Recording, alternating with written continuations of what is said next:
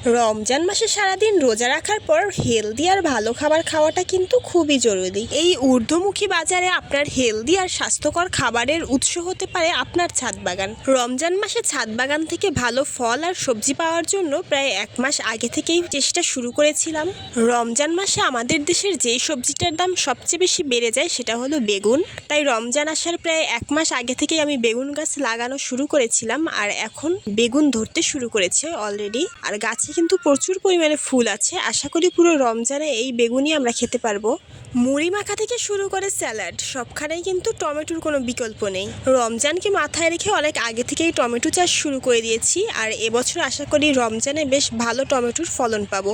পুদিনা পাতা আর লেটুস পাতা কিন্তু অনেক আগে থেকেই বাগানে চাষ করছি, আশা করি রমজানে আর কিনতে হবে না। সফেদা, কামরাঙা কিংবা স্ট্রবেরির মতো সুস্বাদু ফলগুলো কিন্তু চাইলে আপনারা আপনাদের ইফতারির টেবিলে রাখতে পারেন।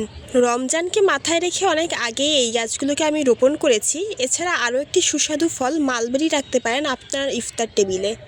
ভালো জাতের একটি মালবেরি গাছ একবার সংগ্রহ করে নিলে এত পরিমাণে মালবেরি পাবেন যা আপনার কল্পনারও বাইরে।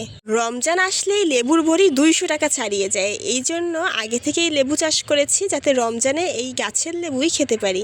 ইফতার টেবিলে একটু ঝাল না থাকলে তো জমেই না, এই কথা মাথায় রেখে আগে থেকেই বোম্বাই মরিচ চাষ শুরু করে দিয়েছি, আর ইতিমধ্যে কিন্তু গাছে ফুল চলে এসেছে। আশা করি রমজানে এই বোম্বাই মরিচ গাছ থেকে বোম্বাই মরিচও পাবো। কালো টমেটো দেখতে যতটা সুন্দর, খেতেও কিন্তু ঠিক তেমনই সুস্বাদু। রমজানের কথা মাথায় রেখে আগে থেকে এটা চাষ করেছি, আর রমজানে কিন্তু এখন প্রচুর টমেটো গাছে ধরে আছে।